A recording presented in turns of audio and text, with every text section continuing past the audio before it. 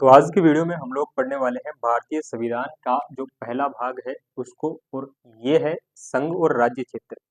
इसमें अनुच्छेद 1 से लेकर अनुच्छेद 4 तक आ जाते हैं, पहला जो चैप्टर है उसमें। और एसएससी से लेके देश की कई सारी एग्जामों में इससे क्वेश्चन आते ही हैं। पहला जो अनुच्छेद है वो है संघ और राज्य क्षेत्रों का नाम। पहले अनुच्छेद में लिखा हुआ है संघ और राज्य क्षेत्रों के नाम कहाँ लिखे होंगे, तो ये होंगे अनुच्छेद 1 में। क्या लिखा हुआ है? अनुच्छेद 1 के 3 उपभाग है, अनुच्छेद 1 ए, अनुच्छेद 1 बी और अनुच्छेद 1 सी। अनुच्छेद 1 ए में क्या लिखा हुआ है? जो भारत है उसका नाम लिखा हुआ है यहाँ पर कि भारत के क्या क्या नाम होने वाले हैं। तो सबसे पहले यहाँ पर लिखा हुआ है भारत के दो नाम, इंडिया यानी भारत, ठीक है, India that is Bharat, India that is Bharat. तो यहाँ पर ये लिखा हुआ है। दूसरा क्या लिखा हुआ है कि भारत क्या है? राज्यों का संघ है। किसका संघ है? राज्यों का। मतलब भारत क्या है? भारत को कोई विघटित नहीं कर सकता, मतलब संघवाद है। क्या है? संघवाद। और ये जो राज्य है, ये राज्य अपनी कोई नागरिकता नहीं रख सकते। जैसे अमेरिका में होता है कि वहां पर दोहरी नागरिकता है, कहीं पर तीसरी नागरिकता है। तो भारत की जो नागरिकता है वो बेसिकली ब्रिटेन से ली गई है, और ब्रिटेन में क्या है? संघवाद है, सिर्फ एकल नागरिकता का प्रावधान है। और यही भारत में जो है एकल नागरिकता का प्रावधान है, एकल नागरिकता ब्रिटेन के संविधान से ली गई है।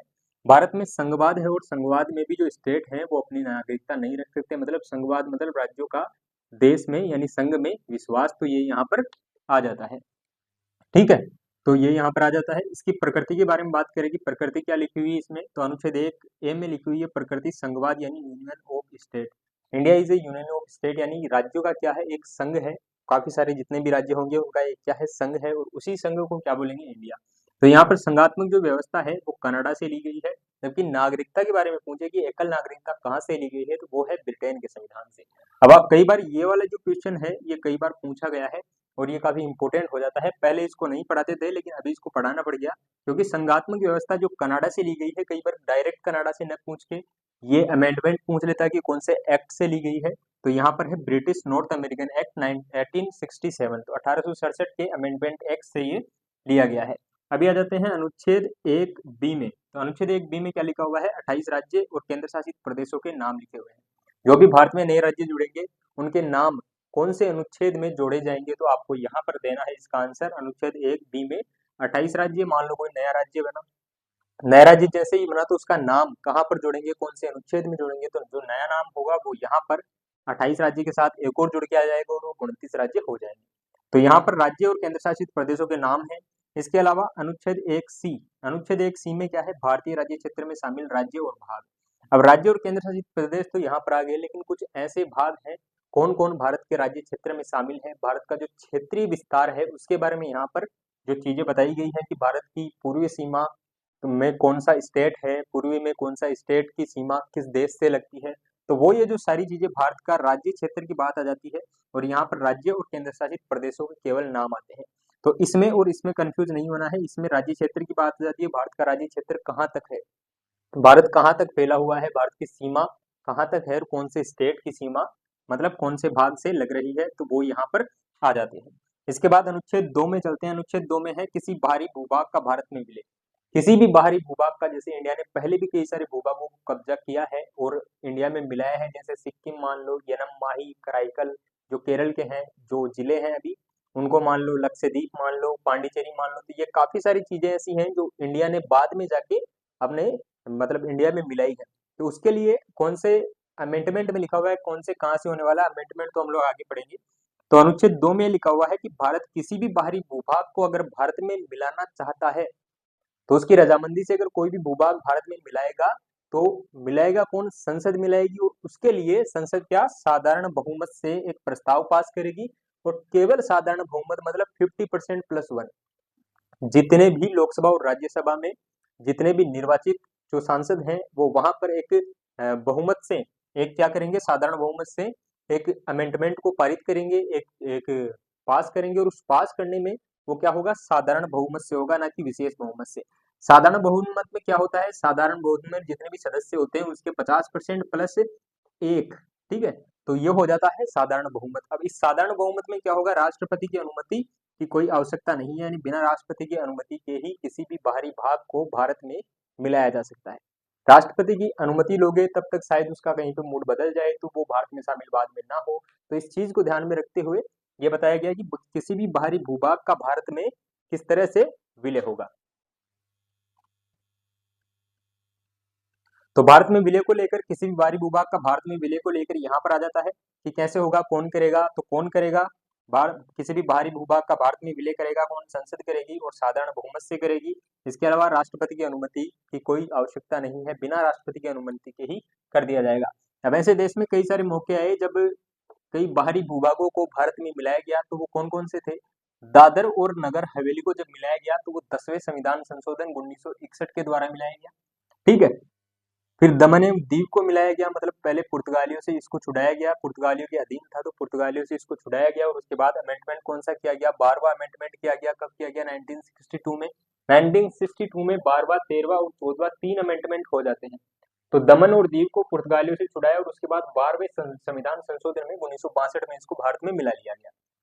उसके बाद पुडुचेरी को यनम, कराईकल और माहे, जो अभी यनम, कराईकल और जो माहे है वो अभी केरल के जिले हैं और माहे सबसे छोटा जिला, भारत का सबसे छोटा जिला होने का इसको वो भी प्राप्त है, ठीक है। तो यनम, कराईकल और माहे इन तीनों को और पुडुचेरी को कब मिलाया गया, 14वें अमेंडमेंट में, 14वां संविधान संशोधन करके 1962 में, ठीक है।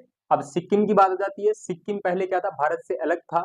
सिक्किम तिब्बत में जाना चाहता था, उधर तिब्बत में जाना चाहता था, चाइना इसको मिलाना चाहता था, इधर ये भारत के लोग।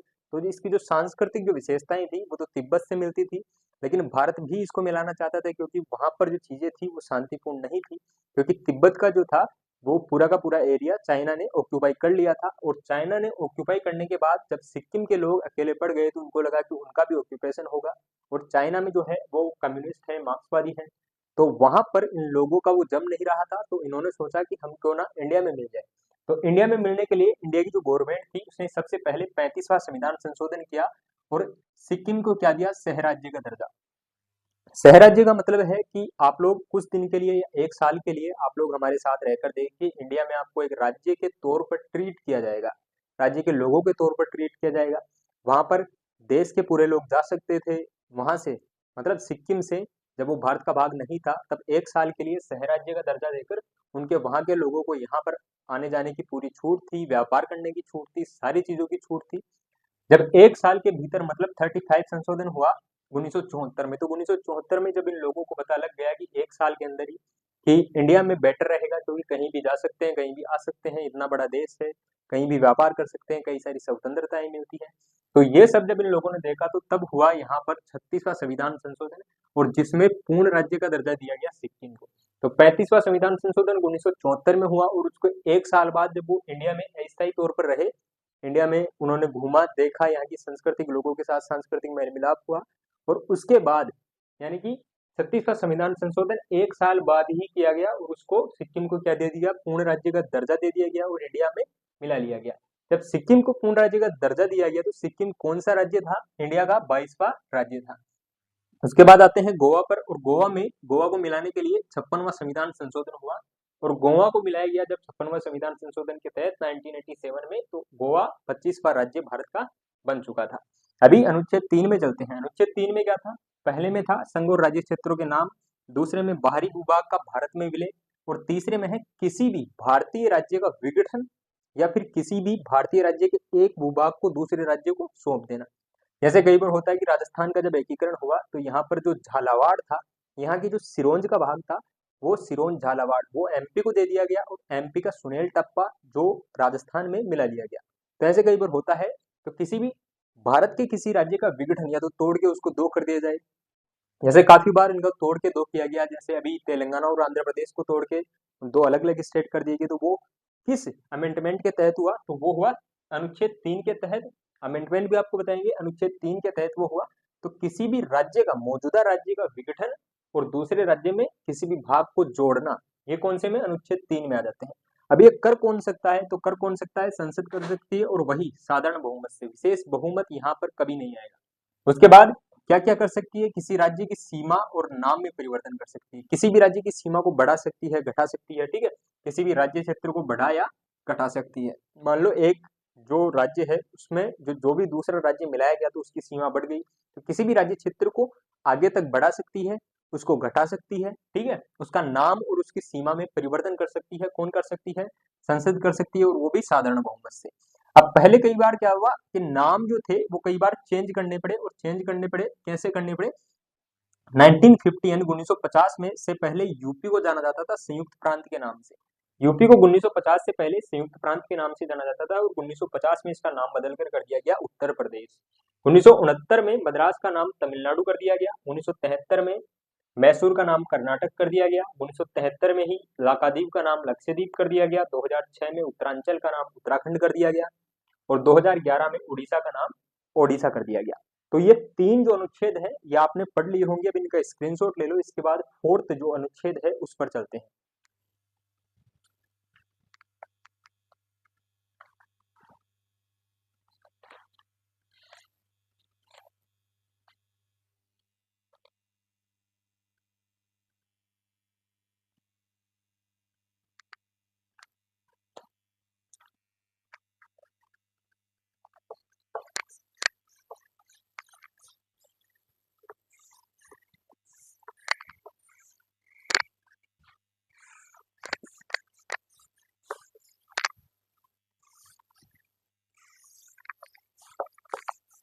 तो अनुच्छेद 4 में आ जाते हैं, और अनुच्छेद 4 में मतलब भाग जो पहला है उसमें सिर्फ और सिर्फ 4 अनुच्छेद हैं। अनुच्छेद 1, 2, 3 और 4। एक में है संघ और राज्य क्षेत्रों का नाम, दूसरे में किसी बाहरी भूभाग को अपने देश में मिलाना, और तीसरे में क्या है? मौजूदा राज्य का विघटन और किसी दूसरे राज्य में जोड़ना, या फिर सीमा और उसकी नाम में परिवर्तन। अभी पढ़ते हैं अनुच्छेद 4। और अनुच्छेद 4 में क्या लिखा हुआ है? ठीक है, अनुच्छेद 4 में लिखा हुआ है कि अनुच्छेद 2 और अनुच्छेद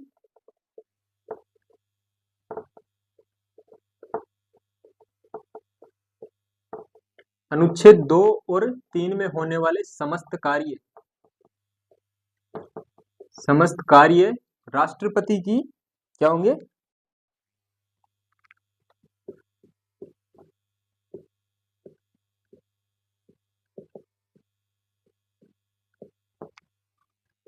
अनुच्छेद 2 और अनुच्छेद 3 में होने वाले समस्त कार्य साधारण बहुमत से होंगे। ठीक है, अनुच्छेद 2 और अनुच्छेद 3 में जितने भी जो कार्य होंगे, अनुच्छेद 2 में क्या? किसी दूसरे भूभाग को भारत में मिलाना। अनुच्छेद 3 में क्या है? मौजूदा राज्य का विघटन, नाम और सीमा में परिवर्तन। तो ये सभी काम क्या होंगे? साधारण बहुमत से होंगे। ये कहाँ लिखा हुआ है? अनुच्छेद 4 में लिखा हुआ है।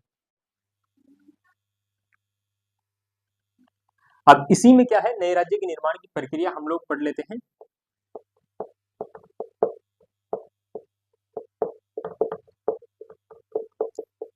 कि आखिर नए राज्य का निर्माण कैसे होगा। तो सबसे पहले राष्ट्रपति की पूर्वानुमति से संसद में पेश होगा कोई भी विधेयक। ठीक है, नए राज्यों को बनाने का जो विधेयक है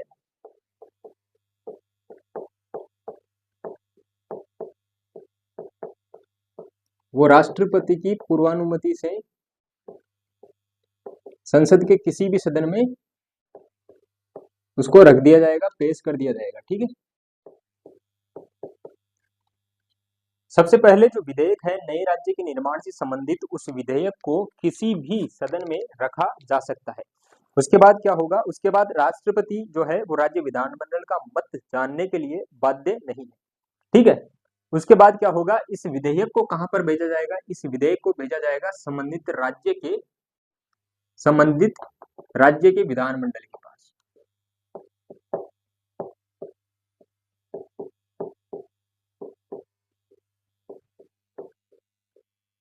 भाई आप किसी भी राज्य को तोड़कर किसी दूसरे राज्य का जब निर्माण कर रहे हैं तो उस राज्य के विधानमंडल से, वहां के निर्वाचित लोगों से तो पूछोगे ना। तो इसलिए ये जो विधेयक है जो यहाँ पर संसद में रखा गया है, उस विधेयक को क्या यहाँ पर उस राज्य को जिसको तोड़कर नया बनाना है या जिसमें जोड़ना है, उस राज्य के विधानमंडल के पास भेजा जाएगा। और ये जो विधानमंडल है ये क्या देगा?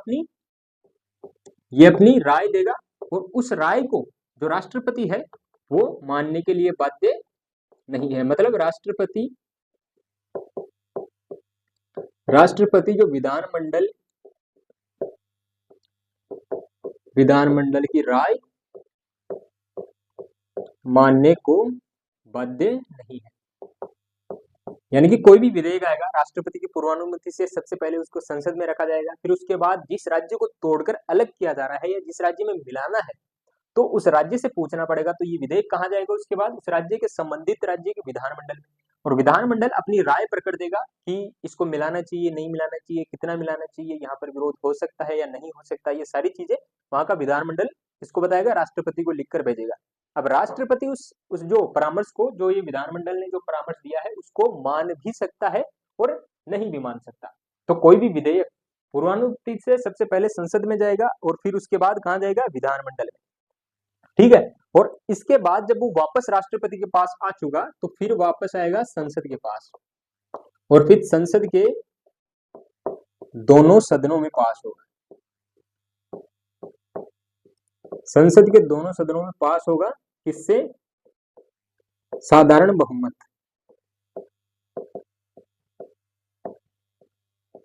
साधारण बहुमत से। एक तो साधारण बहुमत में क्या होता है, 50% सदस्यों प्लस एक, यानी कि 50% सदस्य और एक वोट ऊपर हो तो उसको बोलते हैं साधारण बहुमत।